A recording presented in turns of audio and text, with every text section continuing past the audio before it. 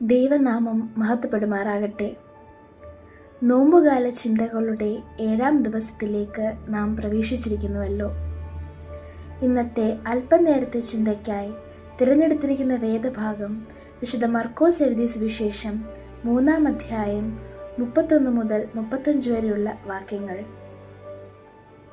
നമുക്ക് ഏറെ പരിചയമായ ഒരു വേദഭാഗമാണ് വിശുദ്ധ മർക്കോസ് എഴുതിയ സുവിശേഷം 3:31 മുതൽ 35 വരെയുള്ള വാക്യങ്ങൾ. ഇവിടെ യേശുവിൻ്റെ ജീവിതത്തിലെ ഒരു പ്രധാന സംഭവമാണ് രേഖപ്പെടുത്തിയിരിക്കുന്നത്. യേശു ജനങ്ങളോട് ഉപദേശിച്ചു കൊണ്ടിരിക്കുമ്പോൾ അവൻ്റെ അമ്മയും സഹോദരന്മാരും അവനെ കാണുവാൻ എത്തുന്നു. അവർ വീടിൻ്റെ പുറത്തു നിന്ന് അവനെ വിളിച്ചു. അപ്പോൾ ജനക്കൂട്ടം യേശുവിനോട് പറയുന്നു, നിന്റെ അമ്മയും സഹോദരന്മാരും നിന്നെ അന്വേഷിക്കുന്നു. ഇവിടെ യേശു നമുക്ക് നൽകുന്നത് ഒരു ആഴമുള്ള ആത്മീയമായ സന്ദേശമാണ്. യേശു ചോദിച്ചു, എൻ്റെ അമ്മയും സഹോദരന്മാരും ആരാണ്? തുടർന്ന് അവൻ ചുറ്റുമിരുന്നവരെ കാണിച്ചു പറഞ്ഞു, ദൈവത്തിൻ്റെ ഇഷ്ടം ചെയ്യുന്നവരാണ് എൻ്റെ സഹോദരനും സഹോദരിയും അമ്മയും.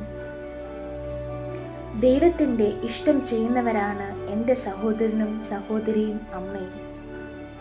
ഈ വചനത്തിൻ്റെ അർത്ഥം യേശു തൻ്റെ ഭൂമിയിലെ കുടുംബത്തെ നിരസിച്ചതല്ല, മറിച്ച് ദൈവത്തെ വിശ്വസിക്കുകയും അവൻ്റെ ഇഷ്ടമനുസരിക്കുകയും ചെയ്യുന്നവർ എല്ലാവരും ഒരേ ആത്മീയമായ കുടുംബത്തിൻ്റെ ഭാഗമാണ് എന്ന് യേശു നമ്മെ ഓർമ്മിപ്പിക്കുന്നു.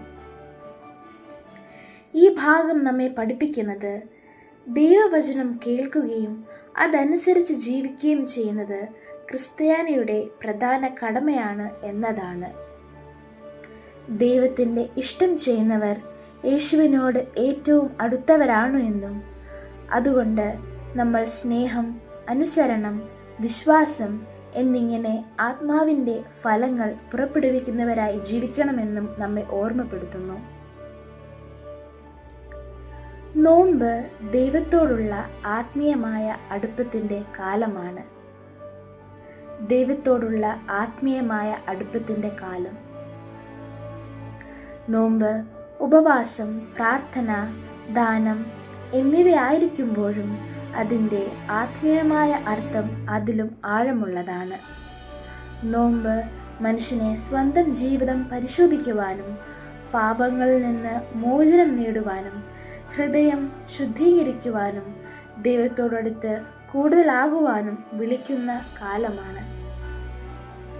നോമ്പുകാലം നമ്മെ വിനയത്തിലും സ്നേഹത്തിലും ത്യാഗത്തിലും വളർത്തുന്നു. മറ്റുള്ളവരെ സഹായിക്കുവാനും ദൈവവചനം അനുസരിച്ച് ജീവിക്കുവാനും നമ്മെ പ്രേരിപ്പിക്കുന്നു.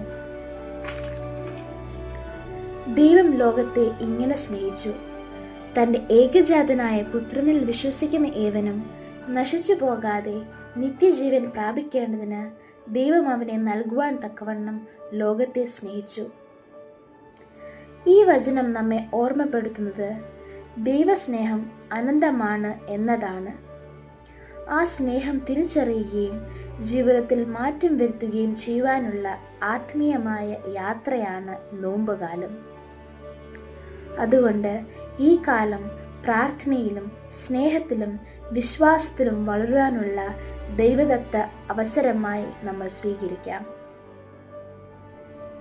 നമുക്ക് പ്രാർത്ഥിക്കാം. സ്നേഹവനായ ദൈവമേ, ഞങ്ങളുടെ സ്വർഗസ്ഥ പിതാവേ, ഈ നോമ്പുകാലം ഞങ്ങളുടെ ജീവിതമായ ഒഴിഞ്ഞ മൺപാത്രത്തെ അങ്ങയുടെ കൃപയുടെ നീരിനാൽ നിറയ്ക്കണമേ. ഞങ്ങളുടെ ജീവിതത്തിലൂടെ അങ്ങയുടെ മാധുര്യം പങ്കുവയ്ക്കുവാൻ ഞങ്ങളെ സഹായിക്കണമേ. യേശുവോട് ഒരു പടി കൂടെ അടുക്കുവാൻ ഞങ്ങളെ ഈ നോമ്പുകാലത്തിൽ ഇടയാക്കണമേ. ആമേൻ.